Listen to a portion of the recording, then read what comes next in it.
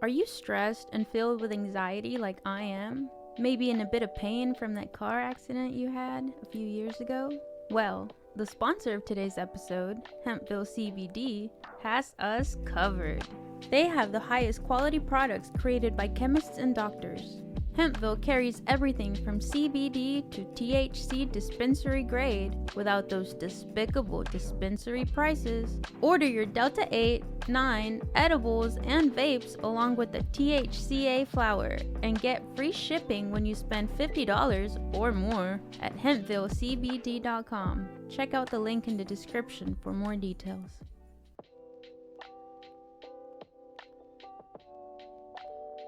Welcome to the Filmistines, the double feature podcast. Join us as we unravel the interwoven experience of the continuous conversation of cinema. Take part in pairing movies with our cursed counterparts, movies that share DNA, or even pairing questionable duos by joining our Patreon at patreon.com/Filmistines. We offer tiers at the $1, $5, and $20 level, where the $5 tier will grant the ability to request films to further the discussion. So grab some popcorn, sit back, and get ready to join the 100-year conversation. This is the Filmistines, where movies are more than just entertainment, they're an experience.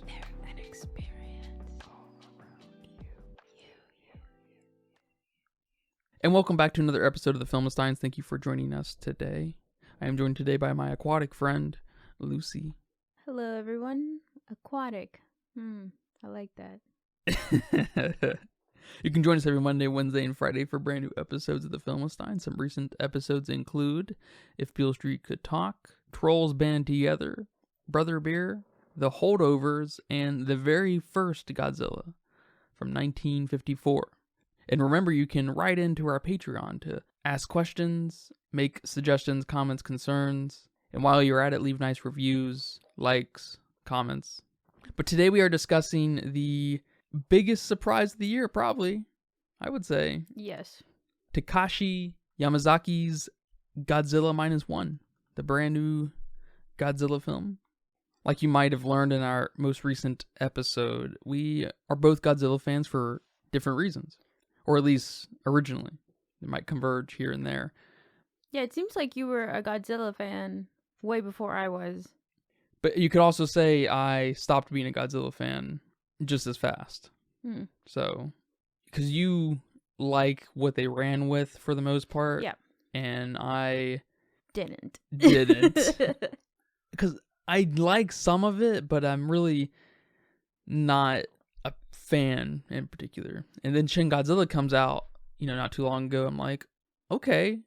I know there's a couple others that lean into the politics of a Godzilla film or a character study in a Godzilla film, especially some of the older Japanese ones, but I haven't seen all of them. I've only mostly seen the Fighting Monster series in the 60s and 70s, and the recent ones, which they are just what they are. So, but knowing you are a fan of the Godzilla films, just like the coming up Planet of the Apes movies, I'll be very excited to go see that with you at theaters. Me too. And so I was excited to see this with you at theaters because of how you appreciate Godzilla. But after the initial reception, I was just like, excuse me? This movie's really good, apparently. I, of course, was not going to let the hype get to me. But I'm happy to report that Godzilla -1 might have been the best cinematic experiences of my life. Whoa, of your life? Well, especially at the theater, yeah. Oh my Hands gosh. down, the best theater experience. That's a very bold statement. I don't know if I could even say that. How do you feel about the brand new Godzilla? I mean, of course, I absolutely loved it. Everything from the story to cinematography to the soundtrack, the score, to the performances, the characters. I mean, even the lighting, to Godzilla, the man himself. It was awesome. I could not find one bad thing I didn't like about this movie. Even the pacing, which there tends to be a problem with pacing. Maybe not on the length, but maybe how much Godzilla we actually see.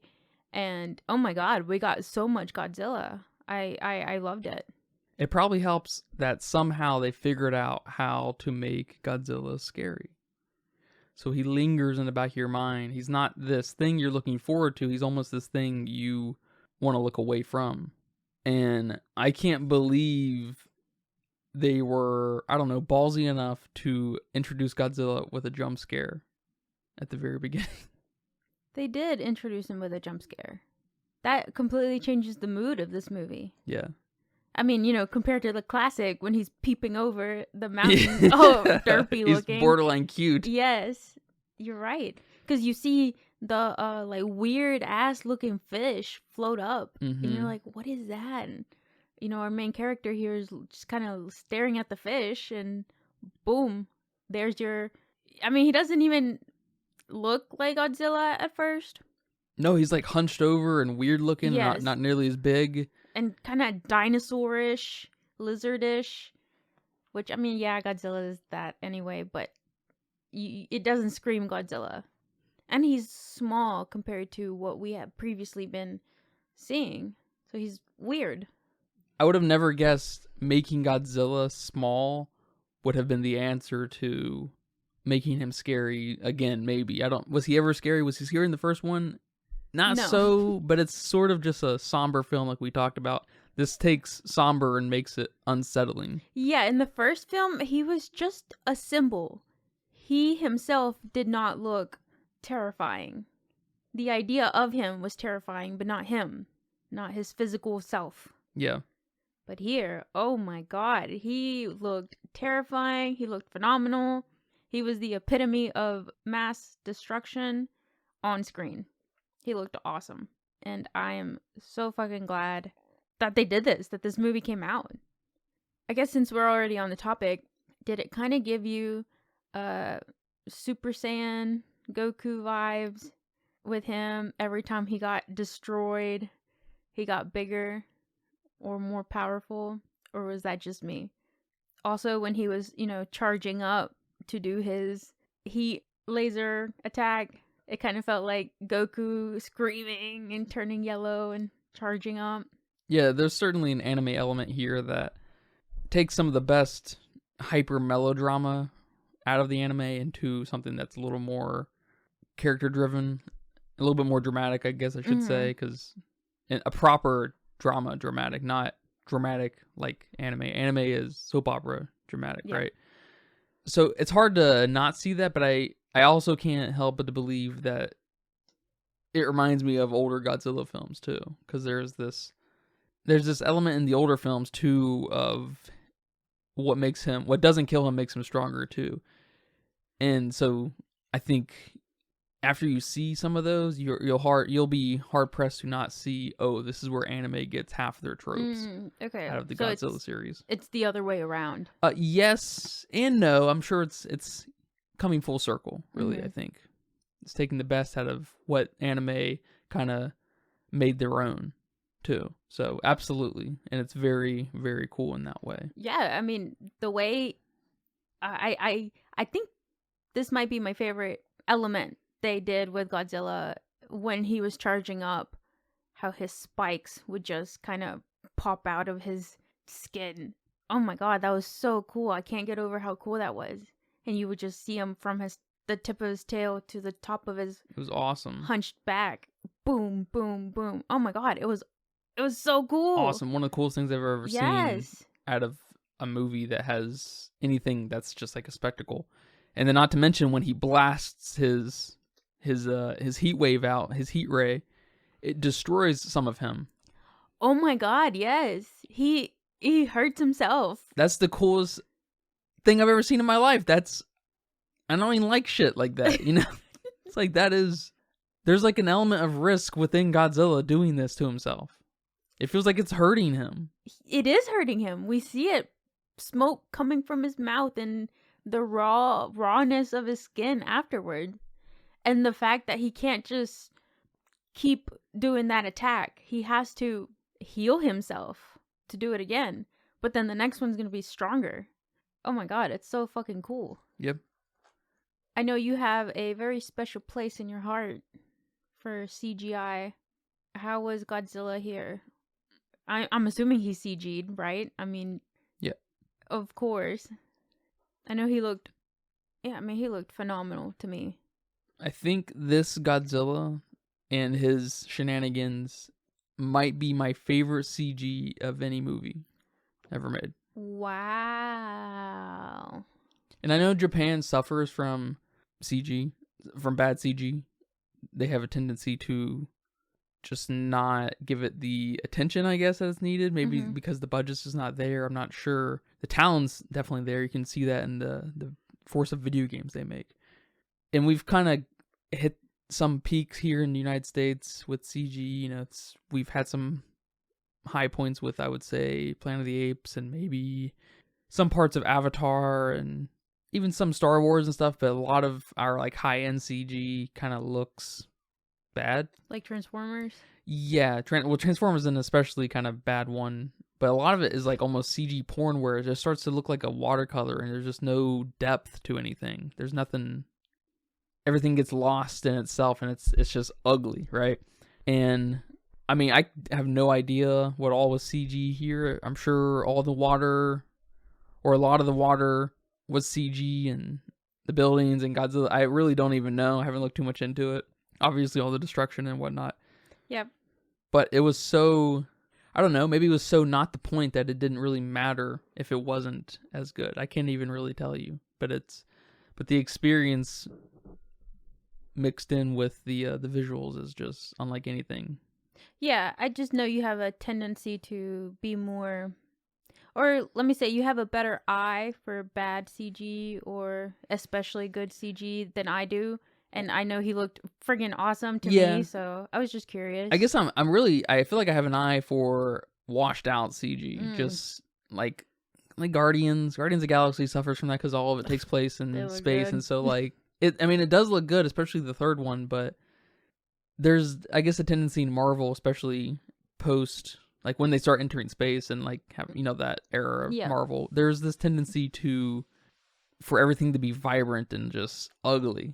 Okay. Funny enough, it's just because everything just looks the same. Nothing has depth. Nothing has any kind of sense of naturalism, I guess. So that's one reason I like the Ape movies so much, or at least their CG, because there's a weird beauty there. Does it look better? That may be kind of up to the viewer in some way, but there is an element of naturalism that just walks all over anything Marvel's ever done in the Ape movies. Yeah. And in the first Star Wars of the sequel trilogy, Force Awakens, I think it is, it's got some of that nice CG in it, and it kind of starts to lose it, I feel like, too, in a similar way as Marvel. But I don't know if it's an art style or just the way they capture Godzilla and his destruction, but it's awesome. I mean, it's so easily my favorite so-called CG film now. It's awesome. So it might be jumping ahead a little bit here. In the end, when he gets destroyed, we kind of get a sneak peek that he might be returning. Does that mean he's going to come back bigger than ever before? Maybe, yeah. Is that what we're going to see here? Bigger than ever before? Bigger than the current American Godzilla? Yeah, I mean... No way. How much did he change from when our main guy here saw him on the at the Odo Island versus when he came out the first time? A lot, yeah. Yeah. That was what, a year? So I guess it all depends on when the maybe next film takes place, but... Yeah, I hope there isn't a next film. I hope that was it. No, I hope there's a next film. Please don't listen to him. Because I hope that's just this kind of like what we got in the first film, which we had a lot of homages to, of course. Yeah. It's arguably a remake, or a reimagining in some capacity from a different perspective. But it's this reminder that you don't get to kill your demons. You know, they live within you forever, and you can only ever suppress them. But it's making a lot of money. So there definitely could be another. Look, I wouldn't be mad if they make another. I wouldn't either, because based off of how our main character went about his arc, I could see a sequel. Especially with the girl. And that kind of weird thing we saw on her neck. It could have just been radiation, I guess, spreading, but Yeah, I guess I was gonna say I could see the sequel being the effects of Godzilla, kind of like a echo of the atomic bombs happening. oh man, they could make that film so morbid. Mm-hmm. That'd be awesome. And I dare say Godzilla may not even be part of it very much. And that would be... That'd be cool. That'd be cool. I mean, of course, I would want a Godzilla. I could watch a Godzilla movie of him just charging up and destroying shit, maybe for a solid hour, and not be bored by it. So maybe I'm kind of biased here. Yeah, but a super morbid, just so fucking sad of the aftermath would be cool. And I guess that would maybe tie in this movie and the original and its symbolism to nuclear disaster. Yeah. Oh, that'd be beautiful. You hear that, Takashi? Listen to us. He's probably got a sequel in mind, if one was to approach him, because I know there's this weird relationship with Toho and I guess the American Paramount or Legendary, whoever's dealing with these Godzilla rights over here, where Japan wasn't allowed to make a Godzilla film for these last few years in between Shin and now because of the Legendary picture films. So we're having to share. There's some kind of weird agreement within the contract that makes sure a big time Godzilla doesn't come out on top of another big time Godzilla. Isn't that funny? That's hilarious. Huh. Which is going to be real rough for the next one, I bet, because if I had to guess, the next Godzilla and Friends film is not going to be even close as good as this. Like, it's probably going to be as good as the others, I would imagine, but... Do you know what the next one is? Is it another Kong one? Mm-hmm. I thought so. Damn. Because this one's making its rounds. You know, this one's become mainstream. Shin Godzilla did not become mainstream. This one's going to ruin the next movie for me. Yeah. God damn it. To some degree. Because you might see Kong and Godzilla team up on some big baddie, like a tag team wrestling match or something, which you won't get out of the sequel of this. That's true. That's true. Very true. They should own the monster fighting thing. They should. They should run with it. Yes. And just totally forget the human element. Yes. Give us maybe 5% human element if needed. And other than that, just, completely own the monsters. I don't know if this was just me, but Godzilla's roar, it was still cool, but it wasn't as percussion-y or eerie as the one in the original film, which I don't know how I felt about that. Yeah, a lot of the Godzilla sounds almost sound like it's Godzilla from far away at all times. There's this weird, like, fleetingness to it. Mm-hmm. And this one feels like it's a fucking car wreck of Godzilla. You know what I mean? Yeah. And it ends on that real famous Godzilla note. And I bet it just emphasizes the terror in it all. And that's what I was kind of saying was we go from a Godzilla normally to the type of Godzilla where we can't wait to see him and to cause his destruction or whatever, to one we almost want to look away from. Yeah, I felt like this Godzilla's roar embraced more of the kind of dinosaur roar than his iconic roar. Yeah, I can see that. Not that it was bad, it was just, it was different. And, I mean, Godzilla's roar is one of the best things about him. It's a trade secret, too. Is Nobody knows how it was made. Well, very few people know how it was made. I thought it was a violin. And someone just running their hand across it. Is that lies? That's a lie. Dang, I believed it. Because especially in the first film, you can definitely hear a door opening. I think you can hear a little bit of a brake screech, too, from a car. So I think there's several sounds involved, kind of, intermingling, converging with each other. So it's not a trade secret, it's a secret recipe. Yeah, it's a secret recipe. Wow. Oh, that's cool. I thought it was a violin. Damn. They got me. They got you. Definitely not a violin. There might be some violin in it, but what do you think of our setup for our main character cowarding at the tail end of World War II when he's supposed to sacrifice himself for the greater good.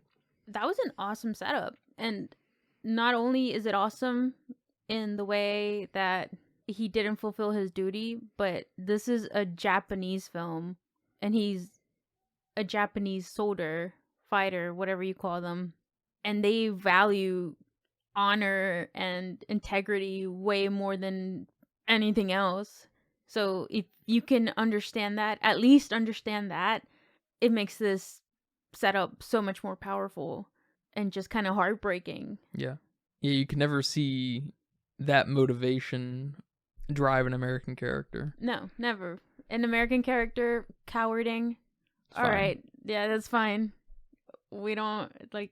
No one's judging you. Everyone still loves you. Being kept up by dishonoring his country, like that's not gonna happen in the United States. No, that's almost typical.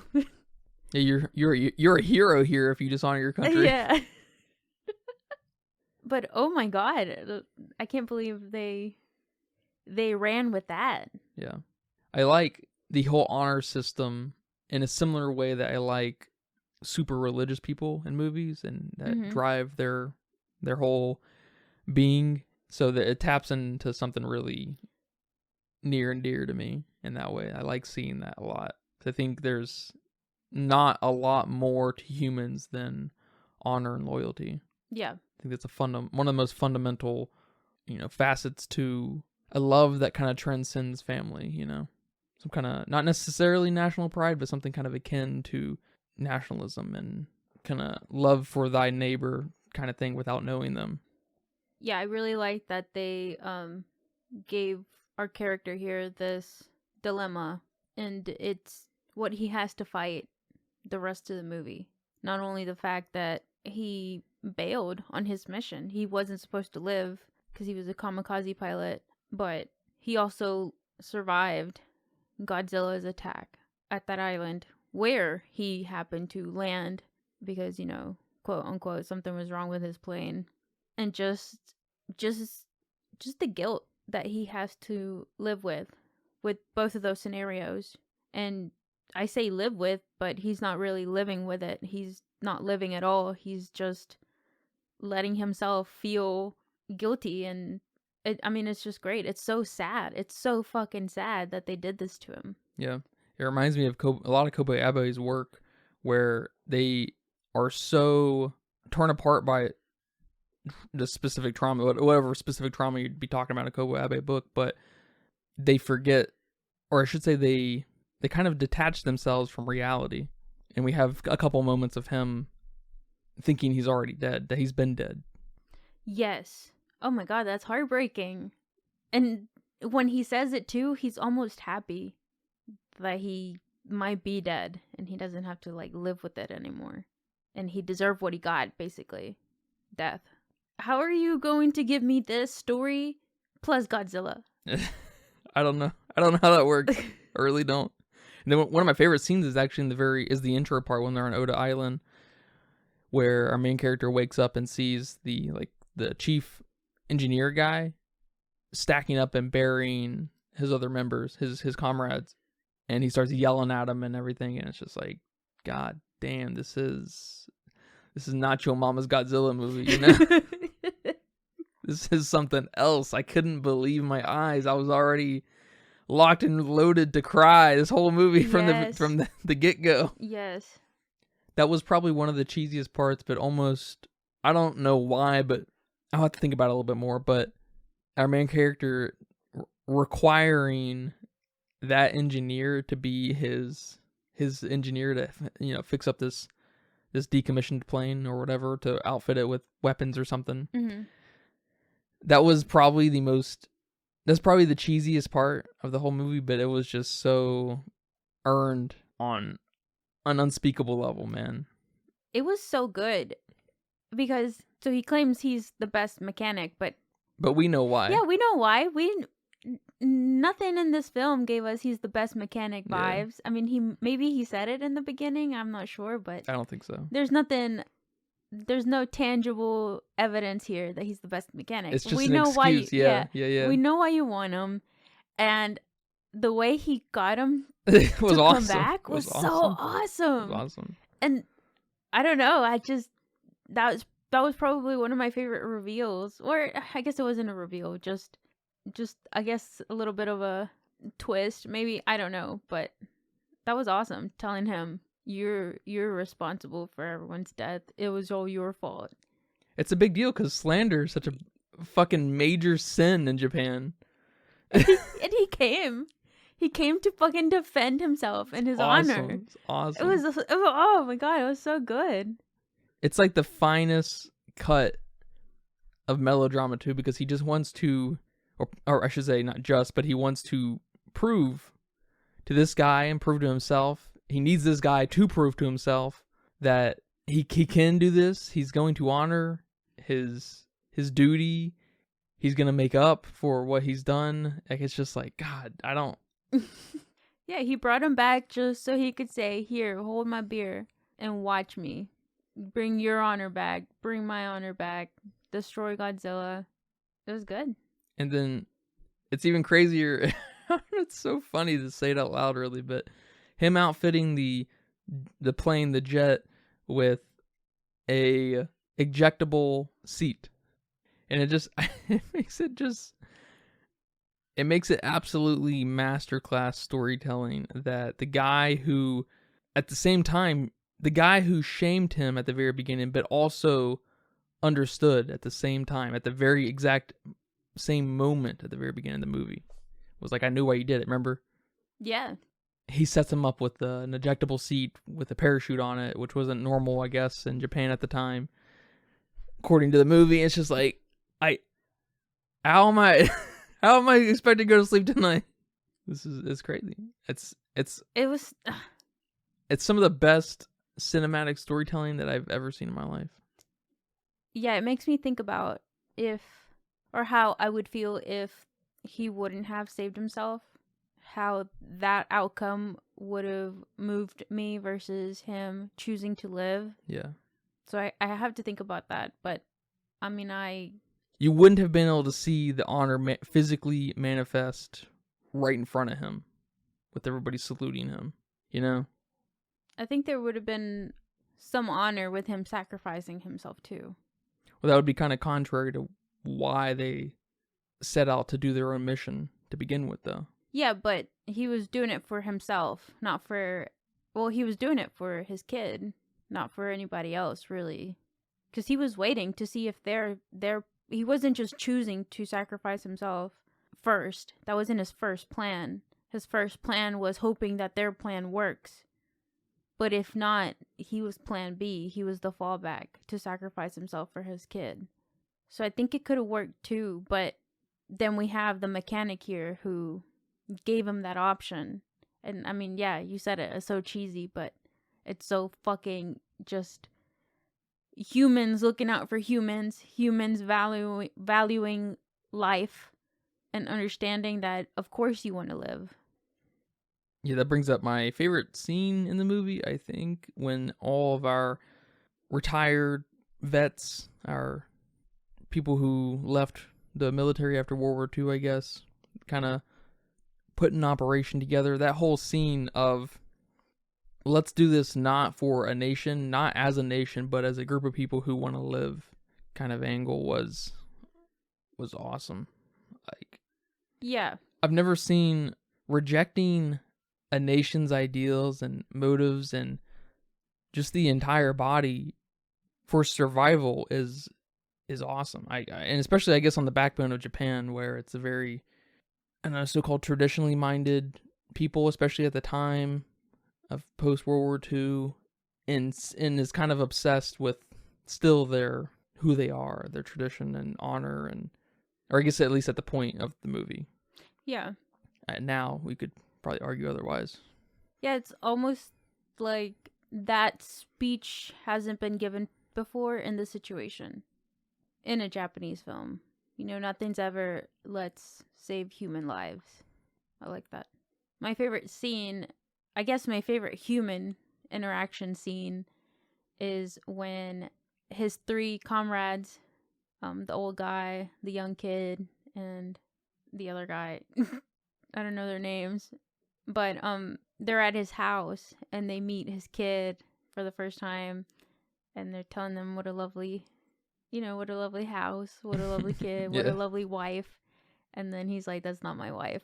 And then they're all like silent. They're like, that's not even her kid. They're like, whose kid is it? What is going on here? And he's like, no. It was so sad because he, that's one of the moments where he obviously should make her his wife. They're already, basically married. They live in the same house, take care of the same kid, look out for each other, very fundamentals. But he's just so resistant on not letting himself be happy and just the not deserving this part. And this trio of men looking at him like he's crazy. And it was so funny. Definitely my favorite scene with the humans. Yeah, I couldn't believe how strong their dynamic was, the four of them together. Yeah. I couldn't believe that. And right when I was starting to question the younger guy, like, what is his deal? When they walk away from him, you're just like, God damn, they're looking out for him as if he was a kid, like, because he is the kid of the bunch. He's the one who didn't get to join the military. He's the guy who has all these. He still has some ambitious life in him left, because he's a youngin and hasn't got to see the world for all what it is, and it breaks their heart just as much as it breaks his to want to be part of the fight. Mm-hmm. I love that. Yeah, they're I can't believe they're immediately awesome when our main character meets those three. Yeah, talk about just good vibes and good chemistry with the characters or the actors themselves, not just the characters. And the performances here are amazing. Yeah. Even the little girl, I was very surprised how well they were able to capture the little girl's just reactions and emotions and then making them fit to the scene. I don't know. I mean, I guess I can't imagine how hard it is working with kids, especially that young. What is she, like, 2? 2, yeah, about. And, I've met many 2-year-olds and they don't listen. Terrible twos. They have that name for a reason. So, I don't know. It'd be interesting to see how you go about instructing a 2-year-old on what to do. And even then, you can't. So, it's all about just capturing at the right moment because she cried. Yeah, and she's a focus at a couple moments. It's just like, damn. Because she's not just this character in someone's arms crying. She's like this. We're focused on her face. Yes. Like, whoa, that was very impressive. Yeah.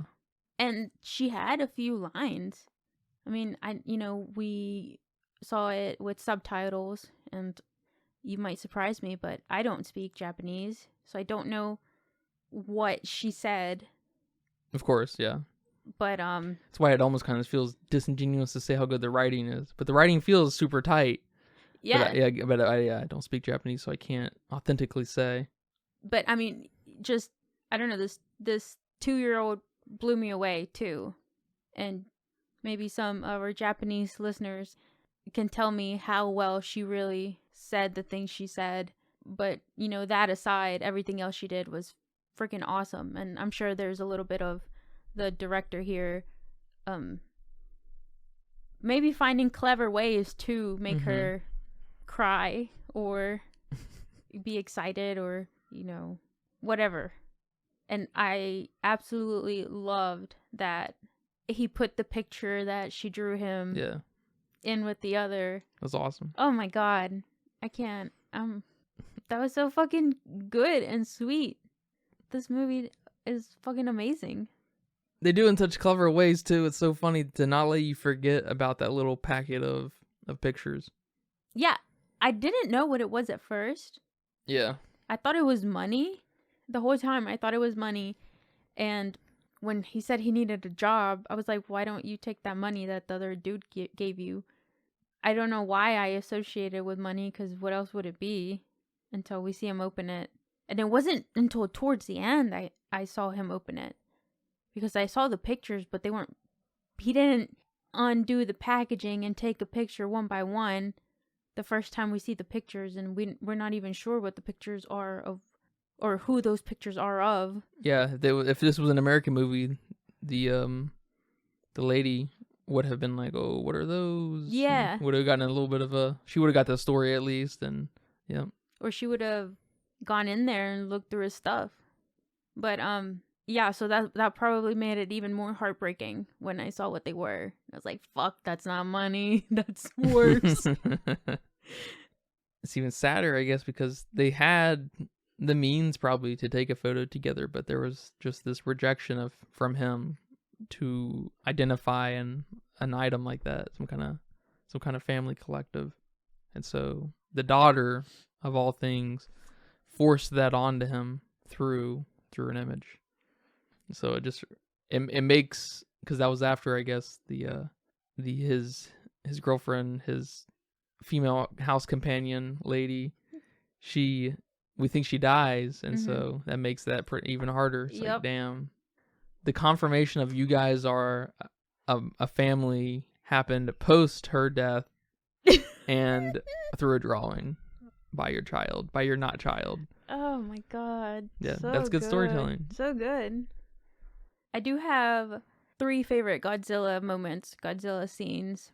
Is Godzilla a bully here? Yes. That's probably one of my favorite scenes, is when he's walking down like this very empty, it's all empty, patch of land except one house. So he has all this land to walk by and, get from point A to point B. But this motherfucker chooses to go and just destroy the one house that's there and step on it and everything in it.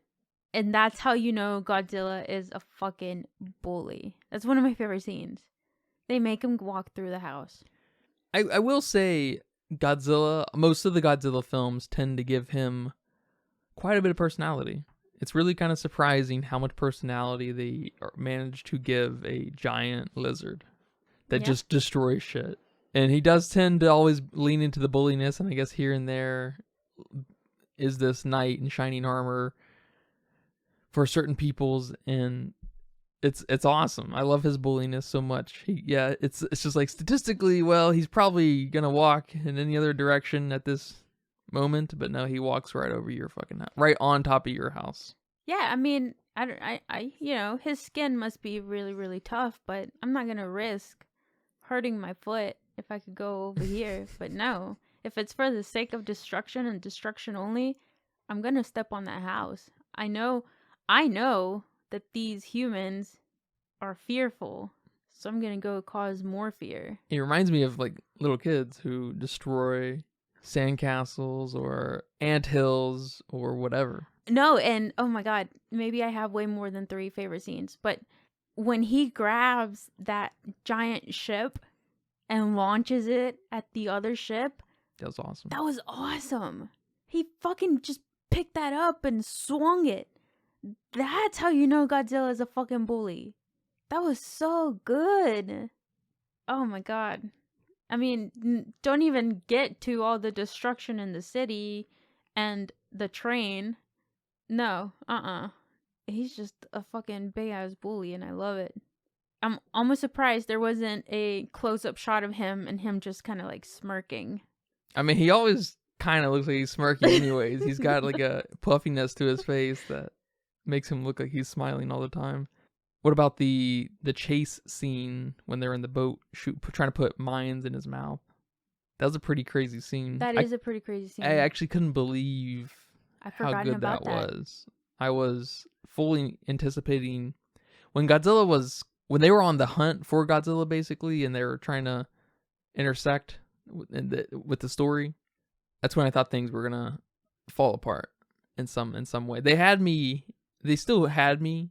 They had me from the get go, but I was still a little worried about this large animal being like a human problem. He's not a human sized problem.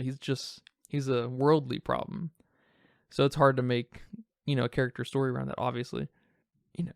If you watch Jaws, Jaws is a human sized problem. He eats humans individually and tears down boats, and it's massive boats. Yeah, but he's he's a very believable problem. Yes. And I think Takashi was inspired by Jaws. Okay. Oh, I can see. And you can definitely see it because there's this element of Godzilla kind of hunting, Mm-hmm. but hunting like we do, not like animals do, having fun with hunting, because he's a dickhead. Dick. And so I couldn't believe how intense that scene was when they were being chased by Godzilla. I'd forgotten all about that scene. That was awesome. And the way they blew him up and basically destroyed his jaw, and you were like, I mean, you feel bad for Godzilla then, but then he just fucking regenerates his skin, and then you stop feeling bad for Godzilla immediately and now feel bad for the characters because you're like, oh shit, how are they gonna get out of this one? They make Godzilla scary. Yes. I don't know how. I mean, I see how they did it, but man, I don't know how one was like, we're gonna make Godzilla scary. It's like, that is a Godzilla of a fucking problem to try to tackle. Godzilla's not scary. Godzilla is someone we root for. Yes. The scene when he's in the city and he destroys everything after our girl here pushes our main guy away and basically sacrifices herself. We have the scene of Godzilla and the camera's looking up at him, and then there's black rain falling. And I saw a lot of reviews about how this scene was a lot of people's favorite scene just because of how heartbreaking it was. But this was my favorite scene because of how fucking powerful Godzilla looked. He looked like a king with just black rain falling on him. Yeah, he looked like he had the power of, Oppenheimer, but all the time. He didn't just have the one bomb or the handful of bombs. He just had a cooldown time, and the launch time to hit time to, like, when we hear it is just unfucking believable. It's probably the coolest thing I've ever seen as far as like action destructible kind of stuff on screen. It's so cool. Yeah, it was kind of hard for me to be sad about the girl when here I am just in love with Godzilla's power, I guess. That's maybe the kaiju fanatic in me of how big he was. This Godzilla could beat the shit out of our American Godzilla. Yes, he could. And he's probably a third of the size. Yes, I agree with you 100%. His heat ray or whatever is fucking crazy. When they were trying to submerge him and bring him back up, we'll talk about that more in a minute, I'm sure. But I thought he was going to blast like the ground and the water to launch himself back up to prevent it from happening. Like, I thought that's where we were about to go. That's a little anime, probably. Yes. But instead we have this moment of, of course, humans working together. If humans can just work together, they can outsmart the biggest problems, kind of thing. Mm-hmm. That's obviously very cool. But and since we're here, let's go ahead and talk about the end. I probably have said this, that something's my favorite scene, but this is really my favorite scene. When he crashes the plane into Godzilla's mouth and everything stops. The music, the what we're watching, everything, your heart, everything stops. And you don't know what's about to happen for a split second. You don't know if that's going to work. You don't know if our guy survived. I didn't know he survived. I completely thought he was sacrificing himself. I didn't see him surviving coming. Even though I kind of thought that guy, that's what he did. Because that's usually where the parachute thingy is to deploy yourself. But since I didn't see it happen before he launched in the mouth, I'm like, okay, he didn't use it. He's like, fuck that. I'm going to, commit to my suicide mission here. And oh my God, that was awesome. That was definitely my favorite part of the whole movie. And then I think I was already crying around this point. But then everything that happened after, like, I don't even know if I can talk about it. It was fucking it was the most emotional ending, the most crazy ending in a movie From not only what happens to Godzilla, to what happens to our main guy, to what's going on with our other civilians. Oh my god, it was fucking amazing. To also finding out that the girl's alive, and then Godzilla might also be alive too. Jesus Christ, it was... Yeah, him blowing his head off, and then I guess him basically overheating because there's no escape for the heat wave. It just disintegrates him and blasts out. Is visually the coolest thing I've ever seen. And we have a little moment here from the original movie where no one's cheering at the end. They salute him. Which, how is that more powerful than someone getting a standing ovation? They managed to do it here. And it's even better because these are all former military guys that would have expected you to do your duty at the time. These are the sticklers that if you don't, if you come back with a Purple Heart, you're a disgrace, in some way. Yeah. I think a Purple Heart's right. I think that's when you get discharged for. I think so. Honorably. Dishonorably discharged, something like that. Yeah. Something like that. But they're the exact guys saluting him, saluting the action, at the very least, whether he lived or not, didn't matter to them because he took one for the team. Yes. Oh my god, that was so good. Again, I love the civilians. Sort of, they're civilians, but they're like decommissioned former military guys, so they like know what's up. Yeah. They gotta be because they're driving these big boats, right, and everything. But I love them coming together and being like the military, the proper military and the government are too caught up in, political affairs, how they're gonna communicate this around the world, and like they want to get the U.S. involved, and the U.S. seems to want to get involved, but they're afraid of getting too close to Russia and stirring up some nonsense, and so there's just this fun background tension that I absolutely love because it almost is like, how you can't have certain horror movies in modern times because of cell phones and things like that. It just kind of dilutes the emergency of it all. Yeah. And so, of course, this is set back, 80 years ago, but forcing the isolation with, onto these guys at the worst time possible, because they bring it up a couple times, but they bring it up especially towards the end where the U.S. can't, where the Soviet and U.S., relations are just especially tense. It's just, I love it. Yeah, I saw online people kind of commenting on that that particular angle is a little bit of a social commentary on the incompetency of politicians, but it doesn't go anywhere that it doesn't, there's no commenting, it's just, is it maybe a social comment on it? You know what I mean? Like there's nothing, there's no discussion happening there on the back end. It's just a platform to allow a group of people to come together to survive at all, by all means necessary, kind of thing. You know what I mean? So I was a little like, yeah, it's just a plot device to get the story moving. Yeah. Nothing to comment here. That's weird. Yeah. Yeah, I think there were 6 people at the movie theater when we went to watch it. At the beginning, and and then a guy and his son left. So yeah. By the time we were done, there's 4 people in there, probably, including us. And at the end, everyone was sniffling.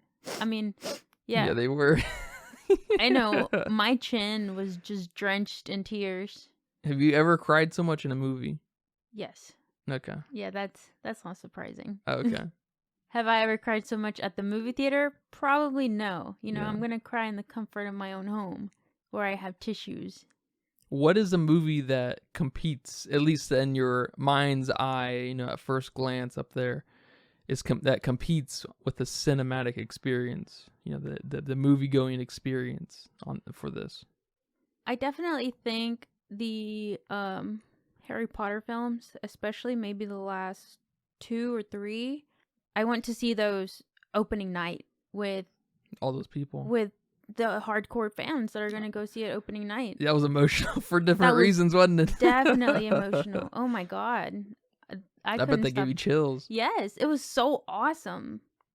I'm trying to think if there was anything else similar, because I know I went to see some of the Twilight movies opening nights and some of the Hunger Game movies opening nights, but those were more going with friends that didn't want to go alone.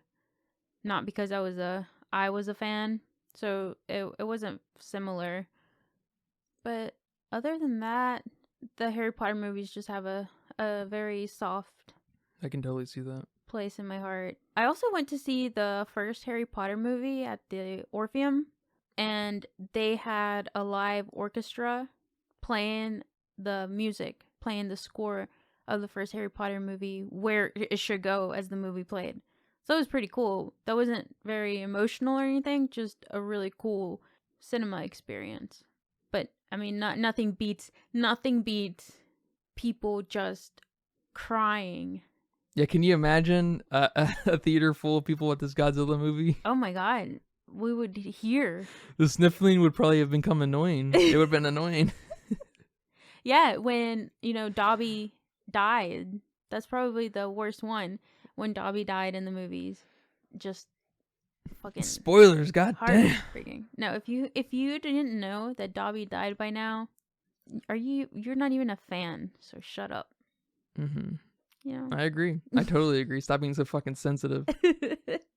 Yeah, I'd have to think about that, but just the Harry Potter films stick out first. I want to comment on our experience. There was a kid and his, I think dad, maybe older brother. I think dad though. Yeah, I think sitting Dad next too. to me, or sitting kind of close to me, and this kid was up and down going to the bathroom. I think his stomach was hurting or something. But after he had come back at some point, he started fucking sighing throughout the movie. And I don't know if it's because he couldn't read, he didn't want to read. His dad didn't realize it was Japanese or something. So there was a little miscommunication there. But this kid started sighing. He probably sighed 4, 5, 6 times, and I was about to clothesline him. So if you bring your kid to a movie and they're sighing, take them out. Yes. Which the dad did, right? He Eventually. did. Well, he has to go. The kid asked to leave, so I respect that. That sucks though. That maybe this dad is a fan of Godzilla or the original or whatever he's a fan of. Maybe he likes Japanese films, whatever. And he has to go because of his kid. Because his kid probably didn't want to read. Maybe, yeah. I bet you that was it. Teach your kids to read. Teach your kids it's okay to read subtitles. Yep. To a really awesome film. Man, that's so sad. Some of the best movies are in not English or should not be watched dubbed, I guess. Too. How dare you say that? Some of the best movies are also in English though. So That's true. Yeah. Yeah. I'm glad they left. I didn't notice the sighing. I did notice the kid getting up and leaving and coming back and leaving. It was making me kind of anxious. But it was also just a kid, so not enough to be super anxious. Like if an adult was doing that, I'd probably have major anxiety. Like, what is going on? What is he planning? Getting kind of paranoid. He's setting the charge. He's gonna blow up the theater. Yeah. But a little kid, not super anxiety inducing. Yeah. But that's so unfortunate. What do you think of the neighbor? She became the neighbor, and then she kind of became the second mom to the kid. I liked her introduction, where she was, just fucking dying, where they had recently been raided by the United States. Yeah, like air raided by the United States, and her kids died, right? Yes. And then his parents were dead and stuff, and he's just like, in this trance of what the fuck do I do now? And then she's just hitting him. Yeah. She's adding to his emotional so turmoil. Crazy. I liked her a lot. So crazy. She became awesome. Yeah. Yes. I love that she became a mainstay. Yeah. Yeah. I like that. Yeah. If she was enough for him to leave his kid with, that was pretty good. Yeah. All the characters. I had no problem with any of the characters here. Yeah, I liked every one of them. Yeah. I liked every dynamic. The only one I wish we maybe got more of was between the main character and his girl, but that's arguably essential to the film that we don't, because he was so detached. Mm-hmm. And I guess you get that final kind of resignation in his mind when he gets that picture and puts it with the rest of the pictures, and then later when he sees her, when he gets the call and sees her at the hospital, you get like, okay, now he's ready, or at least now or now maybe they've shared a traumatic experience they can connect on, you know? Maybe that's what was missing. Yeah, I love that when he found out she was alive, he didn't immediately go like what an American movie would do and immediately go up to her and kiss her or hug her or whatever. He just broke apart right in front of her. You know, don't get me wrong.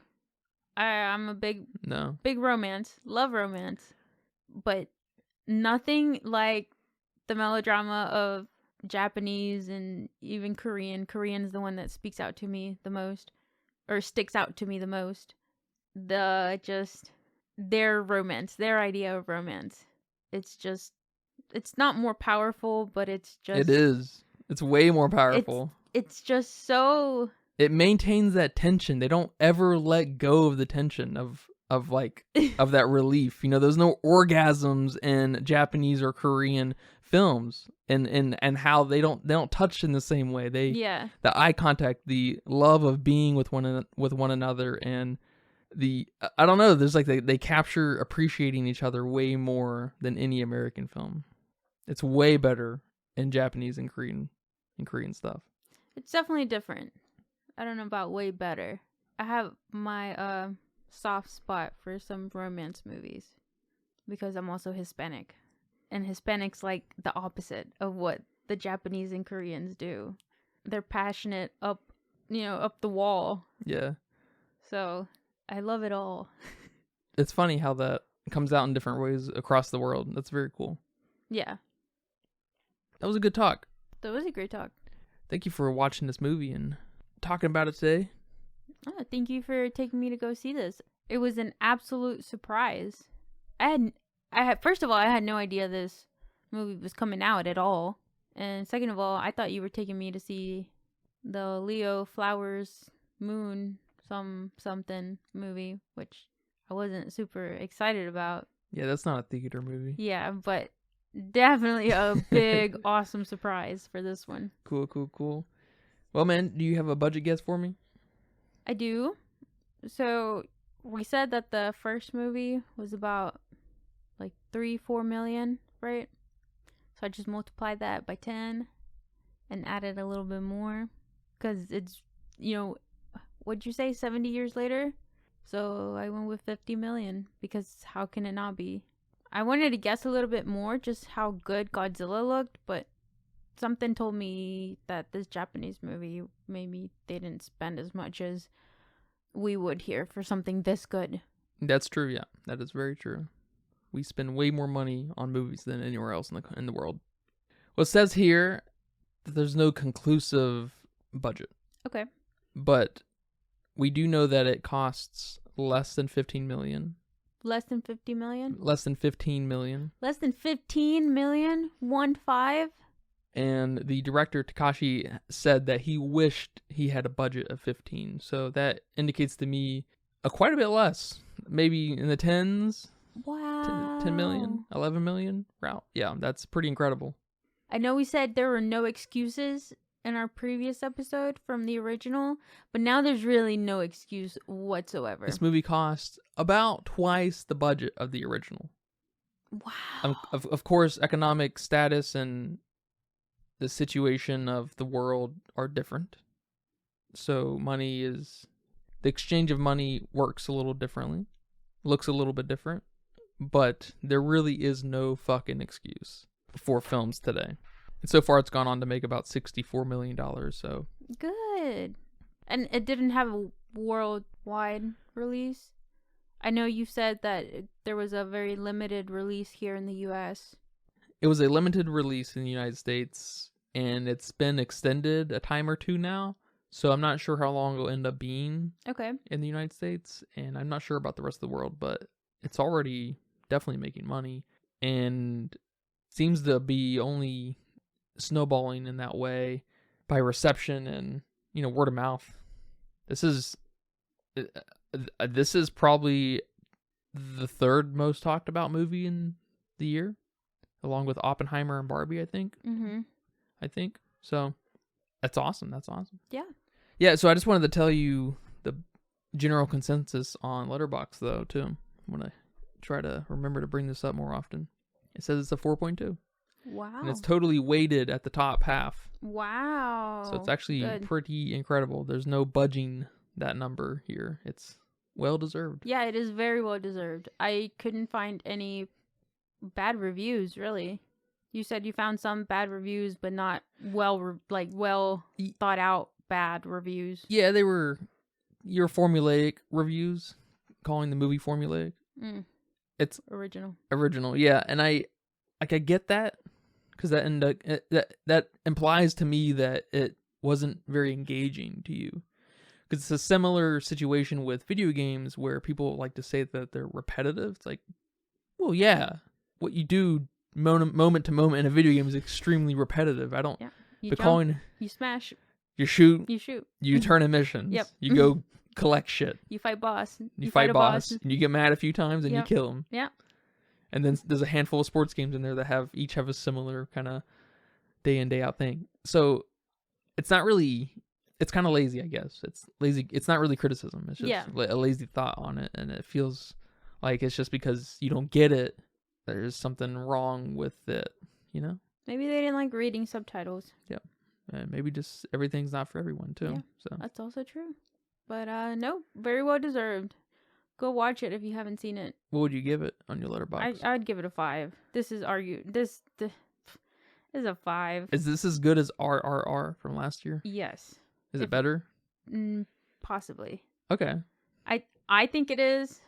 I think it is too. Because there are some things I didn't like about RRR. I think this movie's much more on point. It has a much tighter focus, and so it's hard to say it's not better, because it knows exactly more of what it is, and it goes that extra mile. Yep, for sure. RRR is a little crazy. Yes. But it's awesome. But it is still awesome. So, yeah, I think I'd give it a 4.5. And like I've said before, I think that 5s don't happen naturally. You basically have to start at a 4.5 in my mind, and work your way up to a 5. It's a 5. So I'll update everyone when it enters the echelon of 5s. All right. Yeah, man, appreciate it. This is cool. I hope everyone goes and sees it. Yeah, go see it. Go support this. Yeah, for sure. Yeah, go support this. All right, everybody. Thank you for listening to this episode. Hope you had a roar of a time. I got nothing. Remember, you can catch us every Monday, Wednesday, and Friday for brand new episodes of the Filmsteins over on Apple Podcasts, Google Podcasts, Pandora, Spotify, all the goods. Remember to leave nice reviews, comments, suggestions, whatever, over on Patreon at patreon.com/Filmsteins. And remember, you can write in over there. You can? You can say anything you want. Anything? Yeah, I'm going to start collecting comments, questions, concerns, thoughts, and ideas over there, and read them here at the very end. But until next time, take care. Bye-bye. Bye-bye.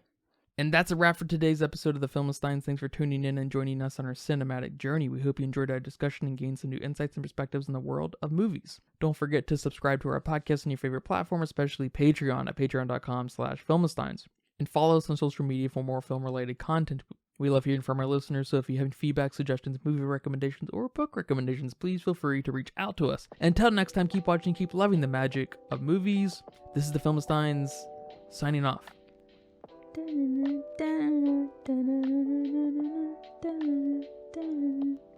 That theme song. You got enough there. You're gonna get us copyrighted.